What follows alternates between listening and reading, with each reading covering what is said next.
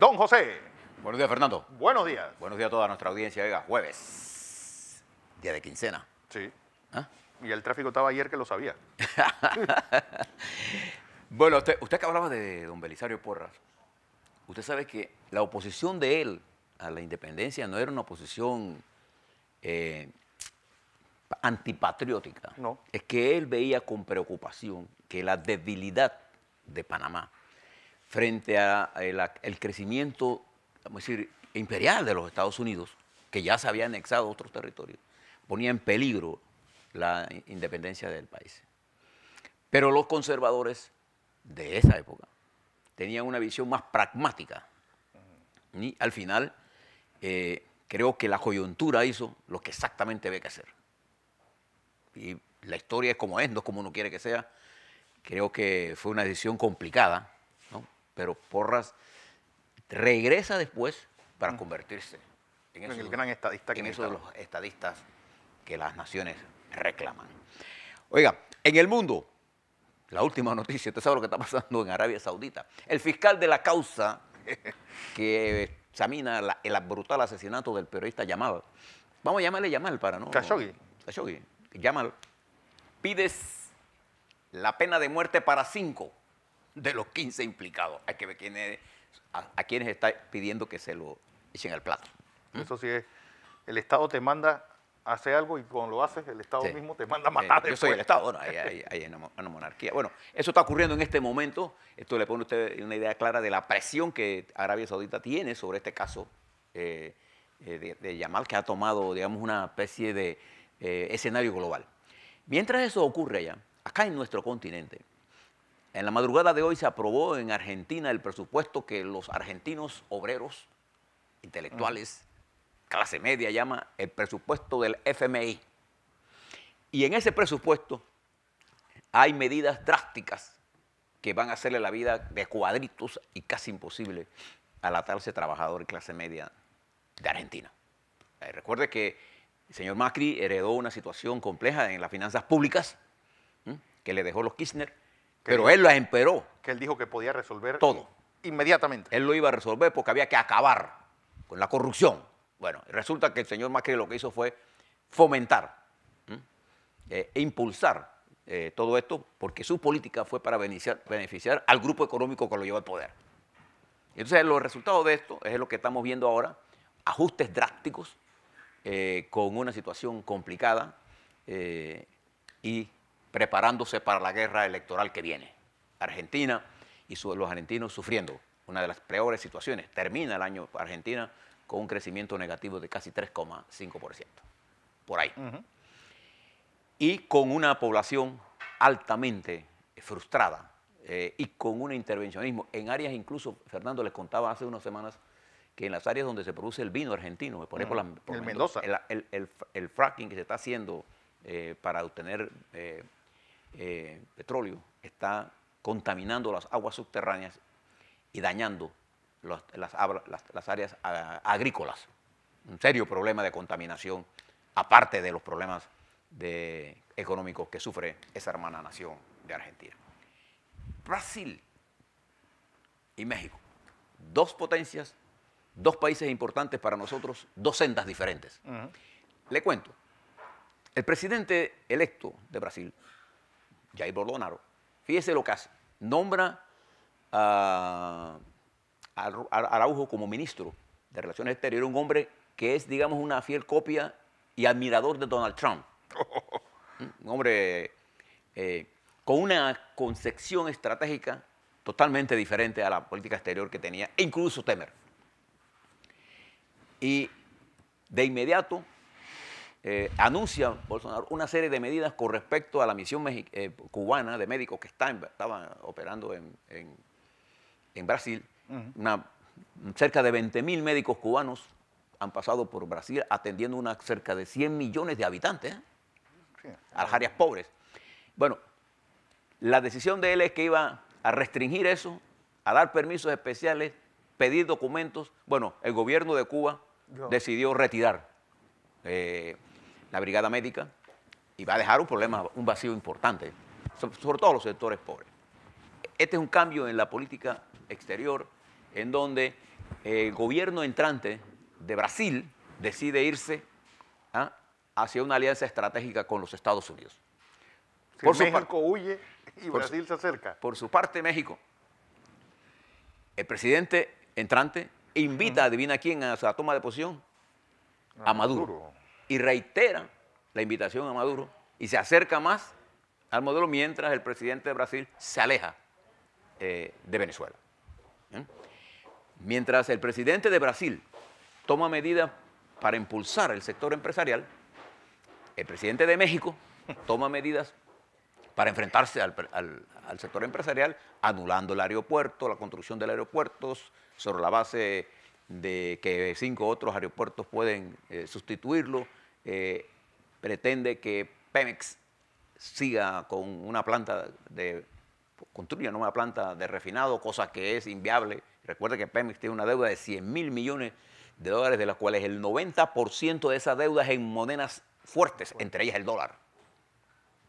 Entonces, esto enfrenta a López Obrador con las empresas financieras y hace difícil México como plataforma de negocios, mientras Brasil lo hace atractivo. Mire la diferencia en extremos, porque hay un camino medio.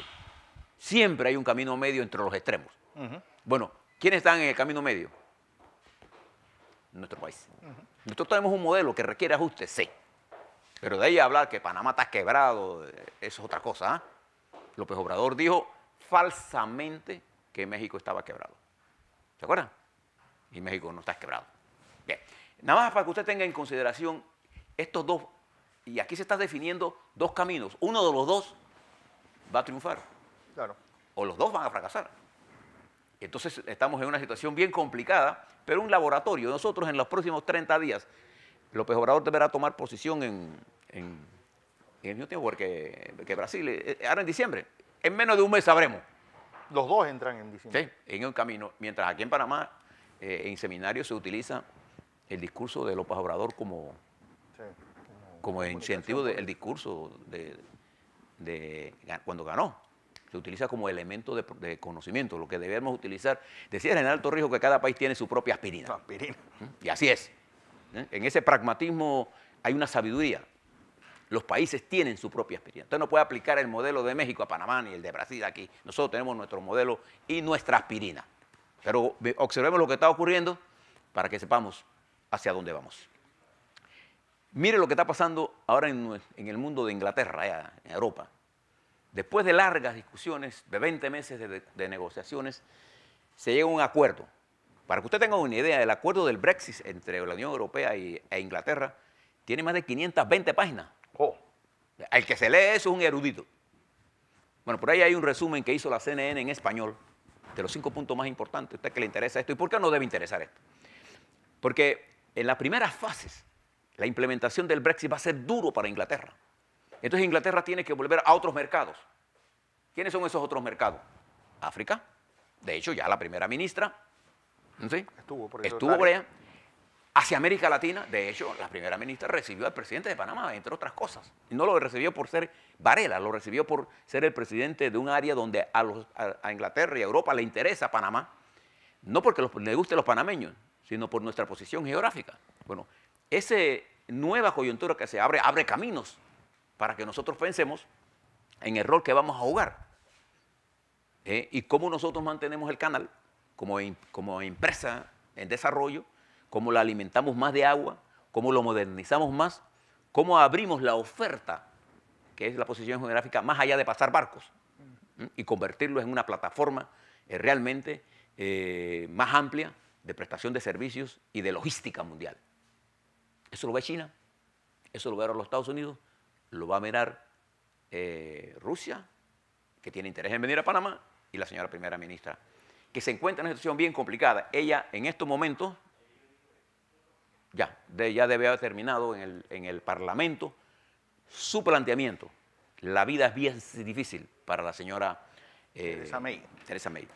Mientras allá en Singapur, donde se está desarrollando la cumbre de los países asiáticos, el presidente de Rusia, Vladimir Putin, acaba de terminar una reunión con el vicepresidente de los Estados Unidos, Pence, en la que se discutieron algunos temas importantes. y el planeamiento de una reunión que debiera hacerse en finales de noviembre entre Putin y el presidente de los Estados Unidos. Hay todo un proceso de conversaciones que se están dando porque las tensiones entre los Estados Unidos y Rusia están en su máximo nivel y las tensiones comerciales entre los Estados Unidos y la República Popular China se encuentran muy altas, peligrosamente altas. Y fíjese lo que está pasando dentro del gobierno de los Estados Unidos. El presidente Trump está en buen lenguaje panameño, que le digo, usted está cabreado con lo que está pasando. Primero, con los números nuevos que está viendo de las elecciones, no fueron lo que él pensó que eran. Las elecciones fueron un golpe duro. Eso que dijo él, no. Él perdió la mitad de lo que tenía y no tiene todo lo que tenía donde ganó. Y hay una situación tensa en los Estados Unidos. Está pensando en cambiar su gabinete. Dice que está irascible. Los periodistas se enteran porque de adentro hay gente que siempre habla de que el presidente está insoportable en el trato con la gente. Él piensa cambiar a su jefe de gabinete, el general Kelly, a su ministra de Seguridad Interna. En fin, estaba pensando en hacer un cambio a su estructura rápidamente. Y eso lo tiene enfrentado con los medios de comunicación, que de hecho ayer inició el proceso de audiencia en el caso del periodista Acosta, en la que se discute la viabilidad que tenga los Estados Unidos, la legalidad, constitucional de quitarle la licencia a un periodista porque atenta contra lo que conocen en los Estados Unidos como la enmienda 1 y la enmienda número 5 de la Constitución de los Estados Unidos. El mundo sigue caminando en el replanteamiento de nuevas estrategias y ahora el mundo europeo trata de estabilizar a Libia, después que la destruyó, la quiere reconstruir para parar la migración. Fíjense las contradicciones. Está como los de mandan a matar a Khashoggi y después los matan a ellos por la... Por haberlos matado. Igualito. Bien, todo eso está ocurriendo en el mundo. Uno se puede reír, pero el mundo sigue andando. Usted puede quedarse sentado allí y mirar lo que está pasando. Yo les recomiendo que miremos lo que está pasando porque se abren grandes oportunidades para nuestro país. Además de grandes riesgos, si no sabemos actuar con inteligencia. A la vuelta, ¿cuál es la matriz comunicacional que se ha levantado contra la Corte Suprema de Justicia y particularmente contra el magistrado Guiden Ortega? Se lo explico al regreso, porque hay toda una estrategia de comunicación perversa, diría yo, para tergiversar lo que está ocurriendo en la Corte Suprema de Justicia y se lo voy a poner en su justa perspectiva. ¿Qué está pasando en el mercado de abastos? Le doy la información, más toda la cobertura que le estamos dando es para que usted esté informado y usted tome sus propias decisiones. Oiga, Fernando, ¿a usted no le parece que esto que le están haciendo a Maya Mirashi ya raya en la ridiculez y la sí, payasada? No, pero no, fuera ridículo, payaso, pero es como lamentable. Fíjese, yo no conocía a Maya Mirashi, lo conocía en todo su incidente. Tampoco conocía a su madre, la conocí en este proceso. Y tengo una profunda respeto por la tenacidad, por la firmeza, por ese espíritu de leona que tienen las mujeres cuando van a defender a sus hijos. Este muchacho estuvo detenido 6 meses en La Picota. En la peor cárcel de América Latina. En una de las peores, y de ahí salió vivo. Solamente por eso es un héroe para mí. Pero además de eso, por una razón que no es razón, injustamente. Y su madre estuvo ahí con él. A la vuelta, ¿por qué están pasando esas cosas? Porque no tenemos una institucionalidad democrática y legal. A la vuelta vamos a hablar un poco sobre todo lo que está ocurriendo en nuestro país.